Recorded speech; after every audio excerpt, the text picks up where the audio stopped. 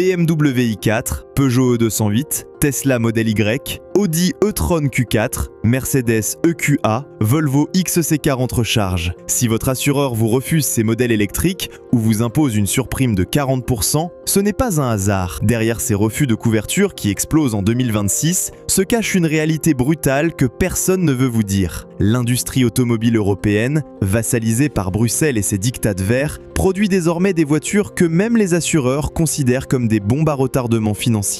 Quand AXA vous impose une franchise de 2000 € sur votre BMW iX3, vous voulez savoir pourquoi exactement ? Concrètement, cette catastrophe industrielle et réglementaire va ruiner votre portefeuille jusqu'en 2026 et au-delà. Les assureurs ne sont pas des philanthropes, ils sont des calculateurs froids. Quand ils refusent de vous couvrir ou vous imposent des conditions délirantes, c'est qu'ils ont identifié un risque financier majeur. En 2026, ce risque porte un nom précis, la voiture électrique européenne et sa cohorte de technologies imposée par une technocratie déconnectée des réalités. Cette technocratie bruxelloise impose ses fantasmes verts, sans se soucier des conséquences. Résultat, des véhicules tellement complexes et fragiles que même les professionnels du risque les fuient comme la peste. Premier élément du désastre, coût de réparation qui explose. Une Peugeot E208 neuve coûte 32 000 €. Un choc frontal à 30 km/h ? Savez-vous pourquoi la facture atteint 12 000 € minimum ? Cette voiture embarque plus d'électronique qu'une station spatiale. Capteur ADAS, radar, caméra, optique LED matricielle, pare-choc intelligent, écran tactile de 10 pouces, un simple accrochage sur parking devient un cauchemar financier. Les carrossiers spécialisés révèlent des situations ubuesques. Remplacer un rétroviseur sur une Mercedes EQA nécessite désormais le recalibrage de 4 capteurs différents, soit 3 heures de main-d'œuvre spécialisée à 90 € de l'heure. Total pour un rétroviseur, 1200 € contre 150 € sur une classe A thermique de 2019.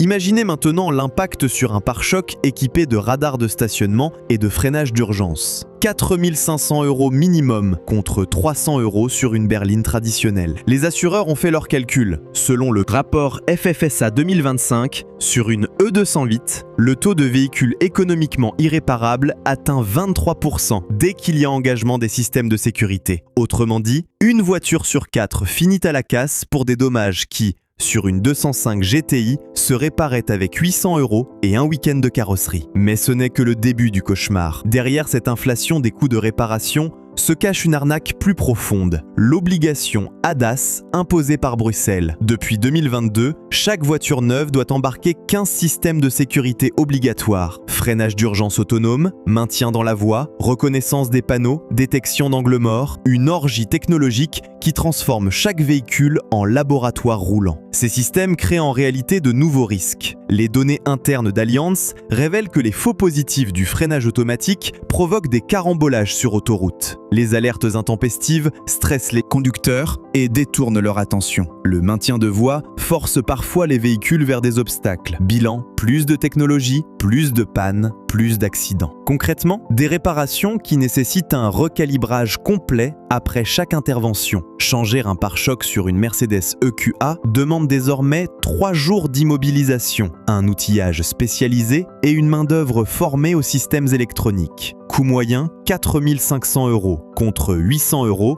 sur une classe A de 2018. Et encore, c'est quand tout se passe bien. Quand le système de calibrage tombe en panne ou que le logiciel refuse de reconnaître la nouvelle pièce, l'immobilisation peut s'étendre à plusieurs semaines. Les professionnels de la carrosserie décrivent des situations kafkaïennes, des voitures parfaitement fonctionnelles, mais bloquées en atelier parce qu'un capteur refuse de se synchroniser avec le calculateur central.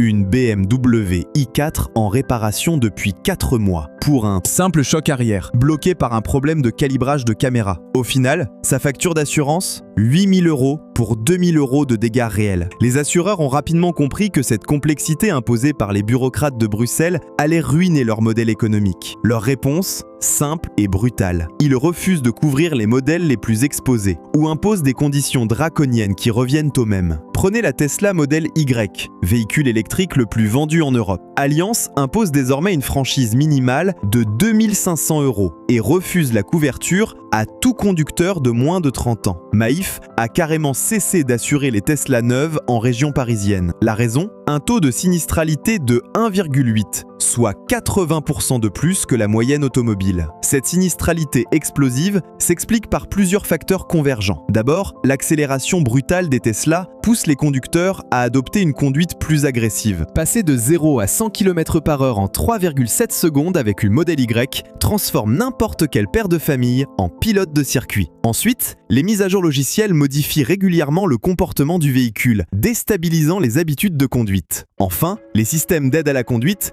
créent une fausse confiance qui encourage la prise de risque. Cette sinistralité explosive révèle une vérité que l'establishment automobile refuse d'admettre. Les voitures électriques ne sont pas plus sûres, elles sont plus dangereuses. Pas pour leurs occupants, mais pour votre compte en banque. L'accélération fulgurante des VE multiplie les accidents de circulation, tandis que leur poids supérieur de 300 à 500 kg aggrave systématiquement les dommages lors des chocs. Une BMW iX3 pèse 2,2 tonnes contre 1,7 tonnes pour une X3 diesel. Cette surcharge transforme chaque collision en catastrophe. Maintenant, parlons du vrai tabou, les incendies de batterie. D'après les statistiques des sapeurs-pompiers de Paris, ils ont recensé 847 incendies de véhicules électriques en 2025, soit une hausse de 340% par rapport à 2023. Quand une batterie lithium s'embrase, l'extinction nécessite 60 000 litres d'eau contre 3 000 pour un véhicule thermique. Durée d'intervention, 6 heures minimum. Et surtout, risque de réinflammation,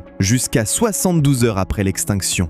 Les assureurs ont intégré cette donnée dans leur modèle de risque. Une voiture électrique qui brûle coûte en moyenne 45 000 € de dommages collatéraux, contre 8 000 € pour un véhicule thermique. Remorquer une épave électrique nécessite un camion spécialisé, un personnel formé aux risques chimiques et un site de stockage agréé. Coût global, 3 500 € contre 400 € pour un véhicule classique. Et si vous voulez découvrir tous les pièges cachés de l'industrie automobile moderne, rendez-vous sur heuredelauto.com. Dans notre section boutique, vous trouverez notre e-book complet, Les marques et moteurs à fuir contre choisir, qui détaille modèle par modèle les véhicules à éviter absolument pour préserver votre budget et votre tranquillité. Au-delà des incendies, c'est toute la chaîne de valeur du véhicule électrique qui pose problème aux assureurs. La décote vertigineuse des VE d'occasion transforme chaque sinistre en gouffre financier. Une BMW i4 achetée 65 000 € perd 35% de sa valeur en 18 mois. Résultat, dès qu'elle subit des dommages dépassant 40% de sa valeur résiduelle, elle part directement à la casse. Cette décote s'explique par plusieurs facteurs structurels que les vendeurs préfèrent taire. D'abord, l'évolution rapide des technologies rend les modèles obsolètes en quelques années. Ensuite, l'incertitude sur la durée de vie des batteries effraie les acheteurs d'occasion. Qui veut acheter une voiture d'occasion, sachant qu'il devra peut-être changer la batterie pour 15 000 €? Enfin, l'arrivée massive de véhicules chinois moins chers dévalue mécaniquement les productions européennes.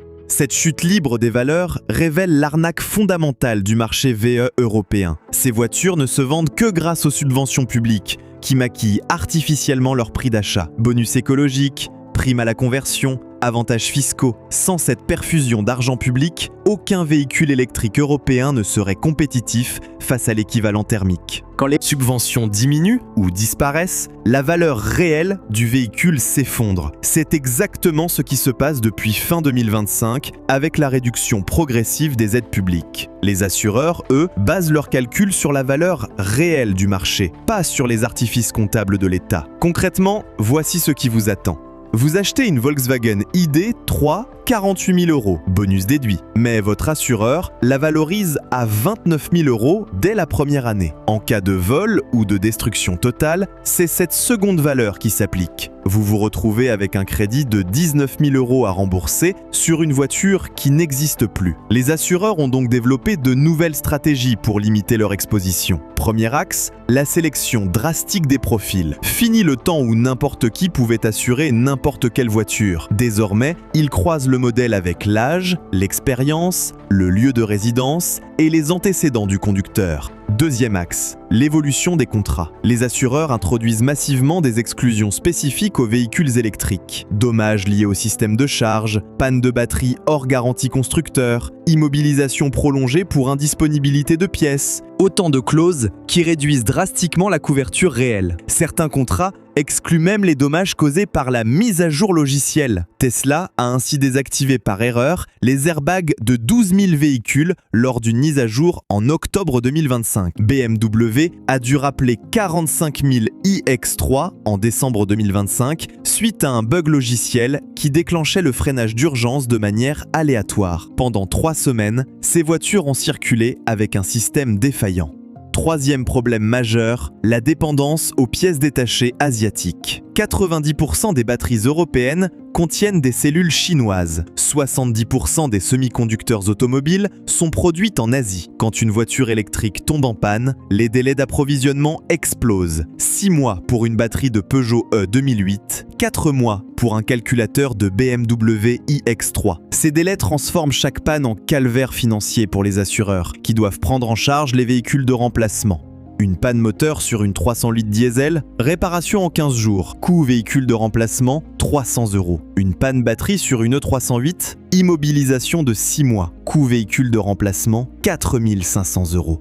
Les assureurs répercutent logiquement ces surcoûts sur les primes. Assurer un véhicule électrique français coûte désormais 40% plus cher qu'un équivalent thermique de même gamme. Et cette dérive ne fait que commencer. Les professionnels du secteur prévoient un doublement des écarts de primes d'ici 2027. Cette spirale inflationniste crée un paradoxe savoureux. Les véhicules prétendument écologiques deviennent un produit de luxe réservé aux classes supérieures. Pendant que les bobos parisiens roulent en Tesla, les classes populaires se rabattent sur des vieux diesels de plus en plus interdits en ville. Face à cette hécatombe, que font nos dirigeants? Ils persistent et signent. Bruxelles maintient l'interdiction du moteur thermique pour 2035. Paris impose la ZFE qui bannit progressivement les diesels fiables. Et pendant ce temps, nos constructeurs nationaux s'enfoncent dans une spirale mortifère qui les mène droit vers la faillite. Stellantis, ce conglomérat franco-italien né des cendres de Peugeot Citroën, illustre parfaitement cette dérive suicidaire. Leurs derniers modèles électriques cumulent tous les défauts: prix prohibitif, fiabilité douteuse, autonomie insuffisante et coût de réparation délirant. La EC4, vendue 38 000 €, rivalise avec des citadines coréennes à 25 000 €. Carlos Tavares, PDG de Stellantis, avoue lui-même que l'électrification forcée met en danger l'industrie européenne. Mais il continue d'appliquer cette stratégie suicidaire pour complaire aux bureaucrates bruxellois. Cette lâcheté managériale condamne des dizaines de milliers d'ouvriers français au chômage. BYD, SAIC, Geely, ces marques chinoises débarquent en Europe avec des véhicules vendus 30% moins cher que leurs équivalents européens. Comment? Grâce aux subventions massives de Pékin, qui financent cette conquête commerciale comme une guerre économique. Pendant que nos constructeurs s'étranglent avec des normes environnementales délirantes, leurs concurrents chinois bénéficient d'un dumping social et environnemental assumé. Et quand ces voitures chinoises tombent en panne sur le sol français, bonne chance pour trouver des pièces détachées ou un mécanicien formé. MG, désormais propriété du chinois SAIC, affiche des délais de réparation moyens de 3 mois pour ces modèles électriques. En exclusivité, nous avons eu accès aux documents internes d'AXA qui révèlent que les véhicules électriques chinois présentent un taux de panne 3 fois supérieur aux équivalents européens, avec des délais de réparation moyens de 4 mois. Cette réalité crée un paradoxe. Les voitures les moins chères à l'achat deviennent les plus chères à assurer. La MGZ SEV, vendue 29 000 €, séduit par son rapport équipement-prix, mais l'assuré coûte 2 200 € par an, avec une franchise de 2 000 € contre 800 € pour un équivalent français. Au final, cette bonne affaire coûte plus cher qu'une Peugeot E 2008. Les constructeurs japonais, eux, ont choisi une voie plus pragmatique. Toyota maintient sa gamme hybride éprouvée. Mazda développe ses moteurs essence optimisés. Honda mise sur l'hydrogène. Ces marques comprennent qu'imposer brutalement l'électrique sans avoir résolu les problèmes d'infrastructure, de coût et de fiabilité conduit droit au désastre. Et effectivement, les assureurs distinguent clairement ces approches. Selon le rapport FFSA 2025,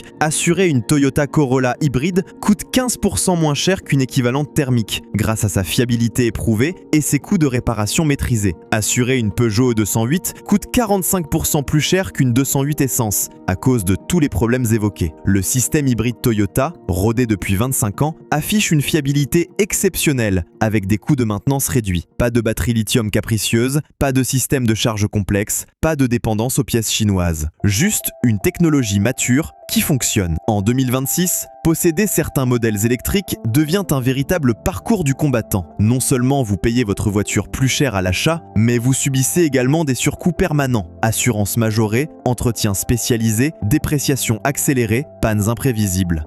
Cette catastrophe industrielle et financière était pourtant prévisible. Dès 2020, les experts indépendants alertaient sur les risques de la transition électrique forcée. Claude Brunet, ancien ingénieur chez Renault, alertait dès 2019. Imposer l'électrique sans maîtriser la technologie batterie, c'est condamner l'industrie européenne. Au final, tout s'effondre en même temps. Les ventes, la fiabilité, les valeurs résiduelles, la couverture assurantielle. Cette simultanéité révèle l'incompétence crasse de nos dirigeants politiques, qui ont imposé cette transition sans en mesurer les conséquences. Face à cette débâcle, certains assureurs développent des stratégies d'évitement de plus en plus sophistiquées. Ils orientent discrètement leurs clients vers des véhicules thermiques fiables ou des hybrides Toyota. Ils refusent de communiquer sur leurs tarifs VE pour ne pas effrayer la clientèle. Les conseillers d'AXA avouent en privé: quand un client veut assurer une Tesla, nous lui proposons d'abord une BMW série 3 hybride. C'est notre devoir de le protéger contre une mauvaise décision. Cette approche révèle que même les assureurs considèrent l'achat électrique comme une erreur. D'autres compagnies assument complètement leur refus de l'électrique. Plusieurs mutuelles régionales ont cessé d'assurer les véhicules de plus de 50 000 €, éliminant de facto